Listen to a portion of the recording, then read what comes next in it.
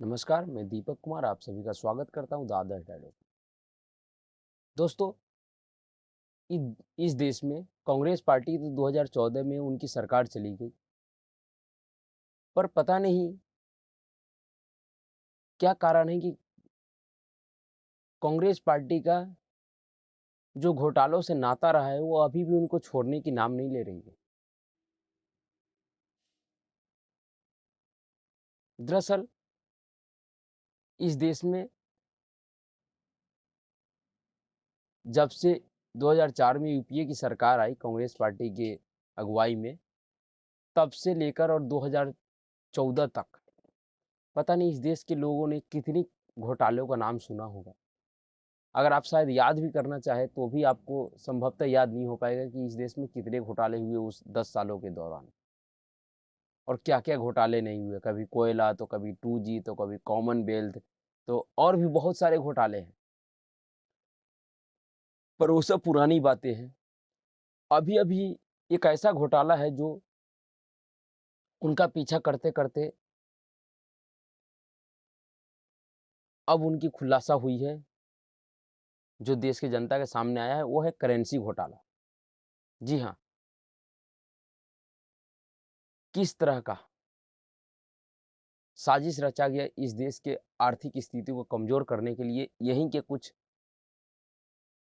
IAS अफ़सर एवं कुछ मंत्रियों के साथ कितना बड़ा इस देश के साथ धोखा किया गया।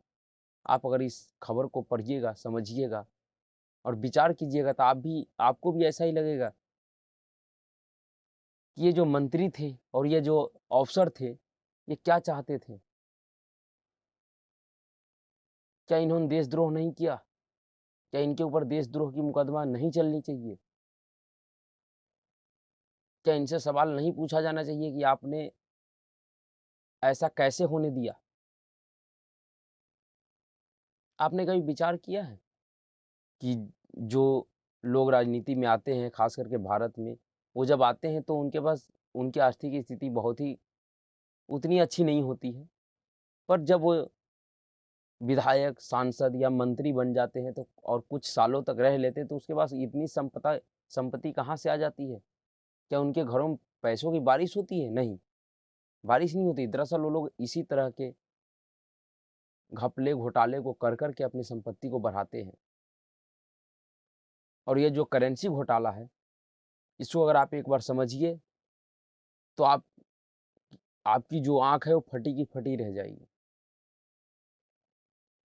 जी हाँ, दरअसल अभी आप लोगों ने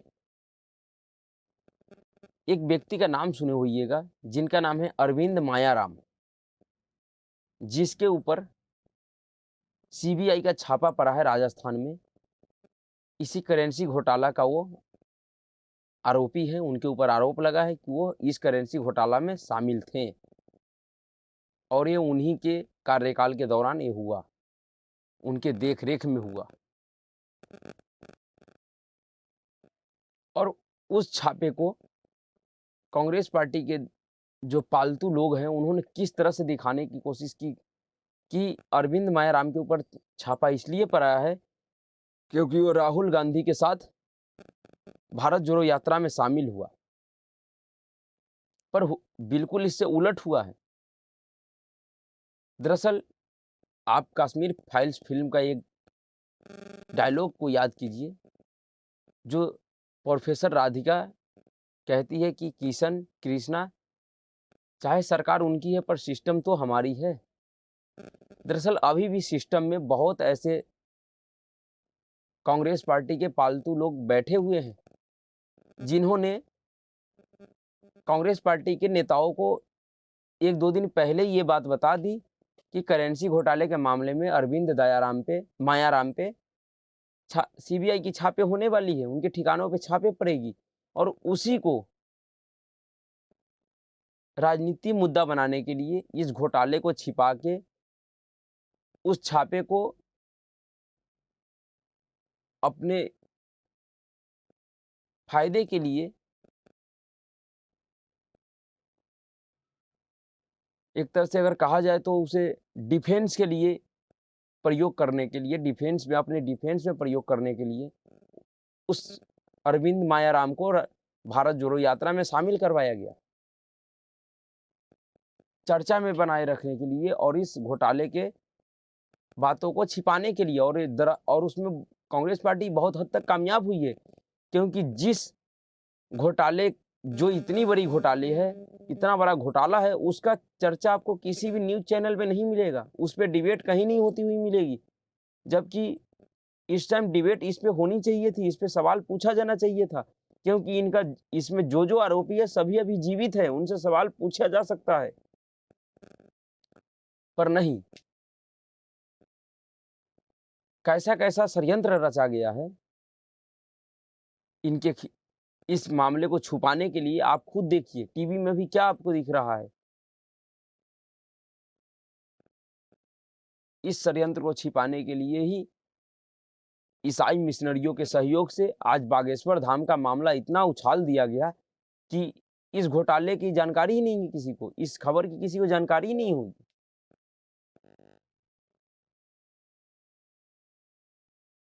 बीबीसी में एक ऐसी डॉक्यूमेंट्री चलवाई गई, ऐसी डॉक्यूमेंट्री बनवाई गई जो वो बीबीसी ने बनाया ज़रूर है, लेकिन उसे बनवाया गया है पूर्ण रूप से यहाँ के ही उन दलाल पत्रकारों के द्वारा। नहीं तो बीबीसी इतनी बड़ी संस्था है, उसको ये नहीं पता है कि जिस पे वो डॉक्यूमेंट्री बना रहा है उस घटना के ऊपर भारत के सबसे बड़े न्यायालय का क्या आदेश था, क्या फैसला था। तो दरअसल ये जितने भी प्रपंच रचे गए हैं, ये इस करेंसी घोटाला को छिपाने के लिए। जितने भी नए-नए मुद्दा पैदा किए गए हैं, कहीं ईसाई मिशनरियों के सहयोग से, तो कहीं बीबीसी जैसे चैनलों के सहयोग से, और भी बहुत सारे नए मुद्दे अभी भी आ सकते हैं। आए दिन उल्टे-सीधे जो बयान आ रहे हैं सनातन के खिलाफ, ये सब इसी राजनीतिक चक्रव्यूह का रचा हुआ ये रचना है। और सिर्फ इस करेंसी घोटाला को छुपाने के लिए कि यह घोटाला इस देश की जनता के सामने ना आ पाए, क्योंकि 2024 का जो चुनाव है वो बहुत ही नज़दीक है। और अगर 2024 के चुनाव में ये करेंसी घोटाला का मामला बढ़ता है, ये मुद्दा बनता है, तो कांग्रेस पार्टी के लिए इसका जवाब देना भारी पड़ेगा, क्योंकि इनके सारे एक्यूज अभी जिंदा है। और मुझे पूरा भरोसा है कि आने वाले समयों में चुनाव से पहले ही पहले इस करेंसी घोटाला की आँच उस टाइम के वित्त मंत्री रहे हुए पी चिदम्बरम के घर तक जाएगी, उनके दरवाजे तक भी जाएगी और उनसे ही पूछताछ होगा। पर फिर भी मुद्दे को छिपाने के लिए क्या-क्या कोशिश की जाती है, वो आप देखिए अभी। अभी की स्थिति को देखिए, अभी के माहौल को देखिए। दरअसल ये खबर है, इस खबर को आप विचार कीजिए और देखिए, पढ़िए और खुद सोचिए कि ये कितना बड़ा देश के साथ धोखा है कि देश की पूरे अर्थव्यवस्था को चौपट करने की साजिश किस तरह से रची गई कांग्रेस शासन में। और जिस शासन का मुखिया महान अर्थशास्त्री जिनको कहते हैं मनमोहन सिंह जी को, वो थे, और उनके नाक के नीचे सब होता रहा, उनको पता ही नहीं चला। इसीलिए प्रधानमंत्री नरेंद्र मोदी उनके लिए एक शब्द का प्रयोग किए कि आप रेनकोट पहन के नहाते रहें। दरअसल रेनकोट पहन के नहाने का मतलब यही है कि आपके नाक के नीचे तमाम सारे घोटाला होता रहा और आपके ऊपर एक दाग तक नहीं आया, आपके ऊपर एक धब्बा नहीं लगा। आप अगर नहाते समय एक प्लास्टिक का बोरा पहन लीजिए और उसके ऊपर चाहे कैसा ही पानी डालिए, कीचड़ डालिए, कुछ भी डालिए, आपके शरीर पे तो नहीं आएगा ना। कहने का यही अर्थ था कि रेनकोट पहन के आप नहाते रहें, और ये सारे घोटाले होते गए पर आपके ऊपर कोई दाग नहीं लगा। और घोटाले इतने हुए कि अभी भी आपकी पीछा नहीं छोड़ रही है। दरअसल ये जो घोटाला है, ये घोटाला है ये 2004 से जो 2014 तक मनमोहन सिंह जी के नेतृत्व में रही यूपीए सरकार के लिए के टाइम पे हुआ था। इसमें 2004 में जब यूपीए की सरकार बनने के बाद ब्रिटिश कंपनी का एक कंपनी है डेलारू इंटरनेशनल लिमिटेड, जिसको करेंसी नोटों के कागज और उसमें इस्तेमाल होने वाले सिक्योरिटी थ्रेड धागा की सप्लाई का ठेका मिला। ये सप्लाई 2004 से 2014 तक चलती रही। 2004 से 2010 तक चलती रही। इस पे कोई सवाल नहीं उठा। सवाल जब उठा जब 2010 में इंटेलिजेंस का रिपोर्ट भारत सरकार के पास आई, और जब ये रिपोर्ट आई, उस रिपोर्ट में क्या था, इंटेलिजेंस एजेंसी ने कहा कि यही कंपनी जो डेलारू इंटरनेशनल कंपनी है, जो मटेरियल भारत को मुहैया कराती है नोट छापने का, वही मटेरियल वो पाकिस्तान को भी उपलब्ध कराती है, वही कंपनी। और दोनों जगह सेम प्रोडक्ट उपलब्ध कराती है।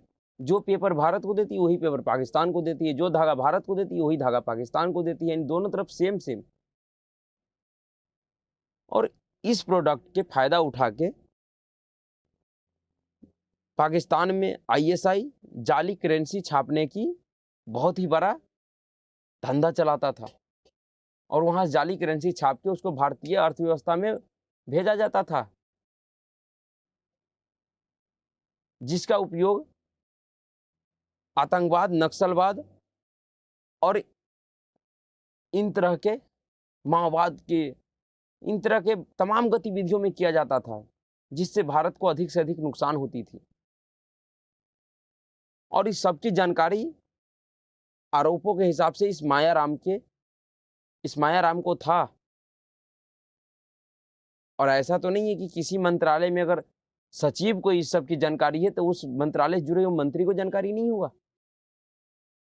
बिना मंत्री की जानकारी के उनके मंत्रालय में इतना बड़ा गोरख धंधा चल रहा था और इनको पता ही नहीं है। ये कैसे हो सकता है? संभव ही नहीं है। दरअसल हम एक इस क्रोनोलॉजी को समझते हैं कि कैसे कैसे इस अरविंद मायाराम और पी चिदम्बरम ने मिलकर किस तरह से इस साजिश को रचा और कैसे इसको अंजाम दिया। दरअसल जब 2004 में इस कंपनी को ठेका मिली तो उस समय पी चिदम्बरम देश के वित्त मंत्री थे, और ये जो अरविंद मायाराम है वह इनके वित्त सचिव थे।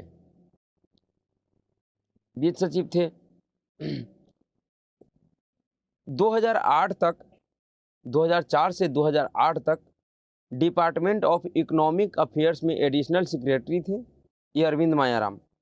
वित्त मंत्री पी चिदम्बरम 2008 में वो वित्त मंत्रालय छोड़ देते हैं और गृह मंत्री उनको बनाया जाता है। और 2008 में जैसे ये वित्त मंत्रालय छोड़ते हैं, इनके साथ ही इनके जो सचिव था अरविंद मायाराम, इनका भी ट्रांसफर वित्त मंत्रालय से हटा के ग्रामीण विकास मंत्रालय में एडिशनल सेक्रेटरी के तौर पे कर दिया जाता है। और उस 2008 में वित्त मंत्री बनते हैं प्रणब मुखर्जी। प्रणब मुखर्जी जब वित्त मंत्री बनते हैं तो 2010 में जब ये इंटेलिजेंस की खबर आती है प्रणब मुखर्जी के पास कि ऐसा ऐसा काम हो रहा है, कि जिस तरह जो प्रोडक्ट जो कंपनी आपको मुहैया करा रही भारत सरकार को नोट छापने में, वही प्रोडक्ट वो पाकिस्तान को मुहैया करा रही है, जिसका गलत फायदा उठा के पाकिस्तान के आईएसआई जाली नोटों का धंधा भारत में चला रही है। तो जिस टाइम ही प्रणब मुखर्जी को ये रिपोर्ट मिली, प्रणब मुखर्जी ने उस ठेका को रद्द कर दिया जो 2004 में वित्त मंत्री रहते हुए पी चिदम्बरम ने दिया था उस कंपनी को। उस ठेका को रद्द कर दिया 2010 में। और उस समय जब गृह मंत्री पी चिदम्बरम था और वित्त मंत्री प्रणब मुखर्जी, तो प्रणब मुखर्जी ने गृह मंत्रालय को कह के उनके ऊपर दबाव डलवा के, और जो कि प्रणब मुखर्जी एक सीनियर व्यक्ति थे, तो उनके दबाव में गृह मंत्री पी चिदम्बरम ने उस कंपनी को ब्लैक लिस्ट कर दिया। ब्लैक लिस्ट कर दिया। उसके बाद जब 2012 में फिर एक कहानी शुरू होती है, उस टाइम जब वित्त मंत्री प्रणब मुखर्जी का नाम राष्ट्रपति के लिए उनकी पार्टी आगे करती है और उनको राष्ट्रपति चुनाव में चुनाव लड़ना पड़ता है। तो राष्ट्रपति चुनाव लड़ने से पहले जब वो वित्त मंत्रालय से अपना इस्तीफा देते हैं, तो फिर से वित्त मंत्री बनते हैं कौन? पी चिदम्बरम, जो कि पहले गृह मंत्री थे।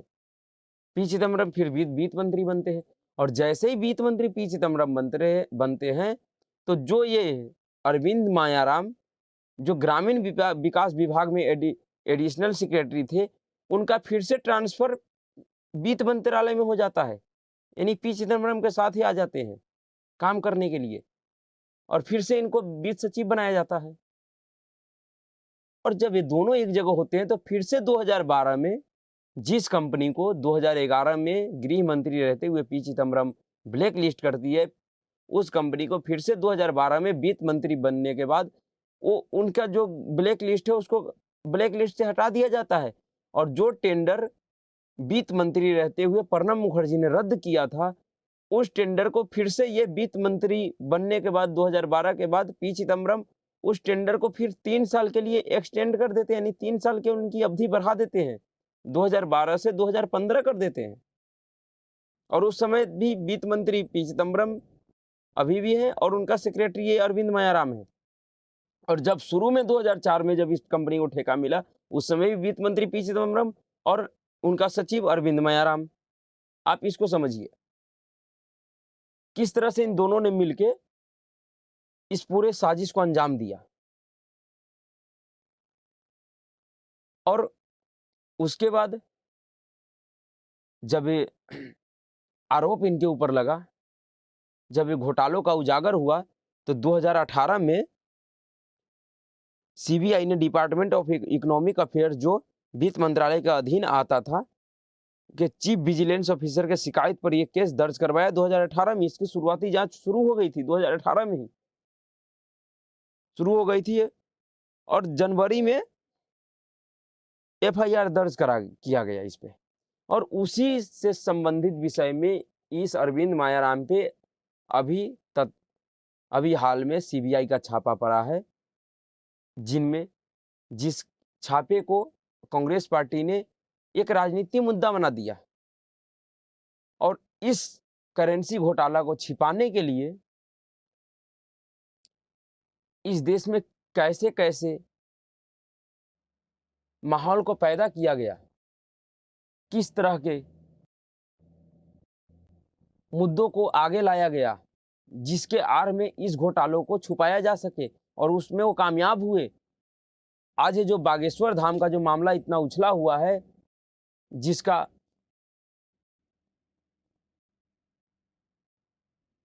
पूर्ण रूप से ईसाई मिशनरी जिसके लिए जिम्मेवार है, ईसाई मिशनरी ने जानबूझ के इस मसला को उठवाया है, और इस हो सकता है इसमें भी राजनीति, ये भी राजनीति के द्वारा ही करवाया गया हो, और इस घोटालों को छुपाने के लिए करवाया गया हो। इसमें कोई भी दो मत की बात नहीं है, और आगे इसका भी खुलासा होगा।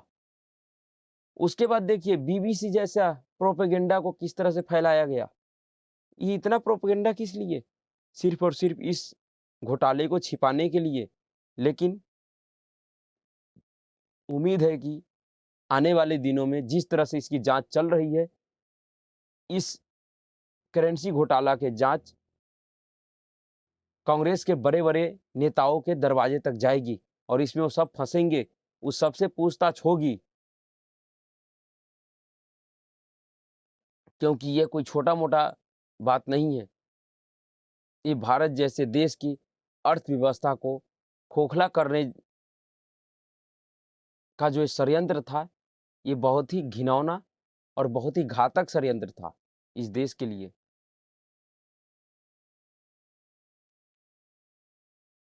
इसलिए आप लोग इस घोटाले के आने के बाद जिस तरह का इस देश में माहौल बना है उसको समझिए और आप खुद समझ जाइए कि इसके पीछे कौन लोग हैं।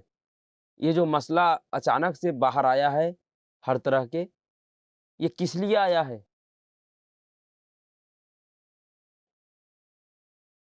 ये इसीलिए आया है।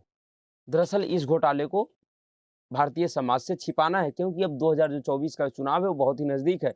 अगर 2024 के चुनाव में इस करेंसी घोटाला को अगर भारतीय जनता पार्टी मुद्दा बनाती है तो कांग्रेस पार्टी के लिए जवाब देना भारी पड़ जाएगा। क्योंकि इनमें जो भी आरोपी है सब के सब अभी जिंदा है। कांग्रेस पार्टी के नेता ये नहीं कह सकता है कि वो तो नेता नहीं है, जो भी करते थे वो करते थे, वो तो मर गया, उनसे पूछताछ कैसे हो सकता है? इसमें उनके पास बहाना नहीं है। इसलिए इस घोटाला को छिपाने के लिए सब ये जो भी मुद्दे हो अभी देश में चल रहे हैं, जो टीवी चैनलों पे बेवजह चल रही है, उसके पीछे कहीं न कहीं इस राजनीतिक दल का रचना है, षड्यंत्र है और इसकी खुलासा भी होगा, ज़रूर होगा। नमस्कार।